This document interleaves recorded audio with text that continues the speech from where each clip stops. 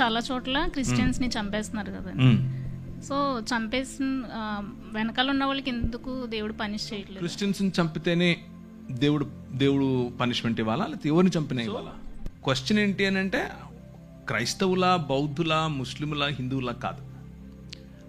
ఒక మనిషిని అన్యాయంగా చంపడం, అన్యాయం జరిగిన చోట దేవుడు ఎందుకు ఏం చేయట్లేదు కదా, అంతేనా? హబక్కుకు గ్రంథం అంతా ఇదే. The entire book of Habakkuk is this. ఏంటి నువ్వు చూడవా, అసలు ఉన్నావా? నువ్వు ఉంటే కళ్ళు మూసుకున్నా. పాట కూడా పాడారు ఒక ఆయన పాత రోజుల్లో. ఉన్నావా, అసలు ఉన్నావా, ఉంటే కళ్ళు మూసుకున్నావా. దిస్ ఘంటసాల గారు పాట.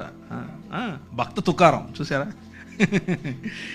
అందరు భక్తులకు ఇదే క్వశ్చన్, మీకొకరికే కాదు, ప్రపంచంలో ఉన్న అన్ని రకాల భక్తులకు ఇదే క్వశ్చన్. అయితే భక్తులు ఏం ఎక్స్పెక్ట్ చేస్తారంటే జరగంగానే ఆయన కత్తెత్తుకొని వచ్చేసి వేసేయాలనుకుంటారు. But God doesn't work like that. ఆయన అలా పనిచేయడు. ఆయన ఏమంటాడు అని అంటే, నా ప్లాన్ ఒకటి ఉంది, నేను చేస్తున్నా. అప్పుడు హబక్కుకు కోపం వచ్చి దాన్ని ఏమంటారు, అలిగితాడు. అలిగి పై గోపురం ఎక్కి మఠం వేసుకొని కూర్చుంటాడు. నువ్వు చెప్పు నాకు ఇప్పుడు ఆన్సర్ అని. దానికి ప్రభు ఏం చెప్తున్నాడు అని అంటే, నువ్వు చూస్తుండు, నేను చేస్తున్నా, నేను ఒక నూతన కార్యం చేస్తున్నా, అది వస్తుంది, అది జరుగుతుంది. You just need to see it.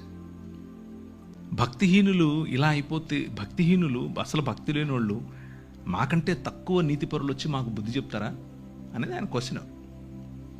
దానికి దేవుడు ఇచ్చేటటువంటి ఆన్సర్ ఏంటి అని అంటే, నువ్వు చాలా భక్తిపరుడు అని నువ్వు అనుకుంటున్నావు, ఇశ్రాయేలు, యూదా. కానీ తూరు 2-3 సార్లు 4 సార్లు చేసిన తప్పు ఏదైతే ఉందో అది నీలో కూడా జరిగితే నిన్ను కూడా అలాగే పంపిస్తా. దమిష్కు 3 సార్లు 4 సార్లు చేసిన తప్పు ఏదైతే ఉందో అది నీలో ఉంటే నిన్ను కూడా అదే చేస్తా. హోషేయ గ్రంథం అంతా ఇదే.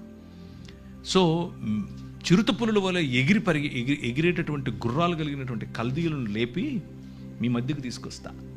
ఆ కల్దీయులు మిమ్మల్ని చెరపట్టుకొని పోతారు. మేము హింసింపబడటం నీకు ఇష్టమా అని అడుగుతాడు ఈయన. ఏంటిది ఇలా చేస్తావా అంటే, అందుకే విను జాగ్రత్తగా, నేను ఒక కొత్త పని చేస్తున్నా, నూతనమైనటువంటి పని. సంవత్సరాలు గడుచుతూ ఉండగా నీ పని నువ్వు చేయి, నన్ను క్షమించు, నాకు ఇప్పుడు అర్థమైంది. నువ్వు చేస్తున్నావు పని, యూఆర్ వర్కింగ్ బిహైండ్ ఇట్. కాకపోతే నేను అనుకుంటున్న పద్ధతిలో చేయట్లేదు. నాకు ఇప్పుడే ఇక్కడే ఇలాగే పైనుంచి ఉరుములు పడాలి, కింద భూమి పగిలిపోవాలి అని నేను ఎక్స్పెక్ట్ చేస్తున్నాను. అలా కాదు. You have a different way.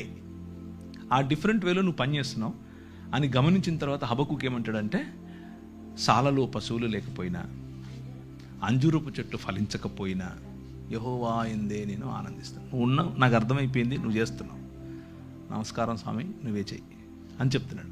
So ఫైనల్గా వాళ్ళు పనిష్మెంట్కు లేకపోతే తీర్పు అనేది ఆయన చేతిలో ఉంది. Let's put it this way. మనం అనుకున్నట్లుగా కాకపోయినా ఆయన తనదైన శైలిలో, తన పద్ధతిలో సమస్తాన్ని నూతనపరుస్తున్నాడు. కొందరికి ఛాన్స్ ఇచ్చి నూతనపరుస్తాడు, కొందరికి పళ్ళు రాలగొట్టి నూతనపరుస్తాడు. రెండిట్లో ఏది కరెక్ట్ అనేది ఆయనకే వదిలేద్దాం, ఆయన చేస్తాడు. He's doing it. చాలామంది నేను చూశాను, ఏంటి ప్రభా ఇది, మీకు ఎప్పుడు రాలేదు ఇలాంటి క్వశ్చన్స్? మా పెద్ద పాపకి టెట్రాలజీ ఆఫ్ ఫాలో, హార్ట్లో 4 రకాలైన ఇబ్బందులు ఉంటాయి. నేను ఒకరోజు కారు తోలుకుంటూ బయటకు వచ్చి గట్టిగా రోడ్డు మీద నిలబడుకొని అరుస్తున్నాను, ఎందుకంటే ఆ ఒత్తిడి తట్టుకోలేక. నేను నీ కోసం నువ్వు చెప్పావని చెప్పి నార్త్ ఇండియాకి వచ్చి ఇక్కడ పరిచయం చేస్తుంటే నా బిడ్డకి ఇలా చేస్తావా నువ్వు? నా క్వశ్చన్ సేమ్ హబక్కుక్ క్వశ్చనే.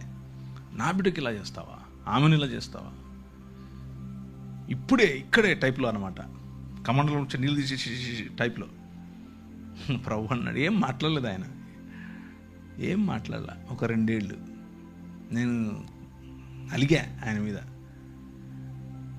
వాక్యం చెప్తున్నా, తిరుగుతున్నా, మొత్తం ప్రపంచం అంతా వెళ్తున్నా, కానీ ఆయనతో మాటలు లేవు, అలిగా అనమాట. Then one day God spoke to me and said, చూస్తూ ఉండు నువ్వు, ఆ 2 ఏళ్లలో 1 సంవత్సరం తర్వాత ఒక మంచి డాక్టర్ని పరిచయం చేశాడు. ఆ మంచి డాక్టర్ ఆపరేషన్ చేసి కరెక్ట్ చేశాడు. కరెక్షన్ అయిపోయిన తర్వాత ఆమె she's just like any other normal child, no difference. So మనం అనుకుంటున్నట్లుగా కాకపోయినా ఆయన ఈ ప్రపంచంలో నూతనంగా ఏదో చేస్తున్నాడు. దాన్నే మనం నూతన సృష్టి అంటున్నాం, దాన్నే దేవుని రాజ్యం అంటున్నాం. ఆ దేవుని రాజ్యం వచ్చినప్పుడు, నూతన సృష్టి వచ్చినప్పుడు మనకు స్పష్టత చాలా వస్తుంది. కీర్తనల్లో 1/3 కనీసం ఒక 30% కీర్తనలు అన్నీ ఇవే. ఏంది ఇలా అయిపోతుంది, రాత్రిపూట తలగడంతా తడిసిపోతుంది, అయినా నువ్వు చూడవా, నువ్వు వినవా, నువ్వు కలుగు చేసుకోవా అనేవే కీర్తనలు. So the book of Bible is full of emotion from humans. మనుషుల నుంచి ఇమోషన్ ఎక్కువ ఉంటుంది దేవుని వైపు. దేవునితో కొట్లాడటం, దేవునితో అలగటం, దేవునితో స్ట్రగుల్. ఇది మతం ఏమనుకుంటుందంటే, ఎంత గర్వం రా నీకు, దేవుణ్ణి, నాయన హీస్ అవర్ డాడ్, నాయన, ఆయనకి ఇష్టం. అండ్ ఒకవేళ కూర్చున్న మీలో ఎవరైనా సరే, if you have this question, అని దేవునితో నేను ఇలా చేయొచ్చా? Yes, you can. దేవునితో పెనుగులాడచ్చు, దేవునితో కొట్లాడచ్చు, దేవునితో అలగచ్చు, బొంగమూతి పెట్టచ్చు. He understands it, he comes to you. మీరు అలగటాన్ని, మీరు కోప్పడటాన్ని ఆయన అర్థం చేసుకుని నాకు ఒక పద్ధతి ఉంది, ఆ పద్ధతిలో నేను చేస్తున్నాను అన్న కమ్యూనికేషన్ మనకి ఇస్తాడు.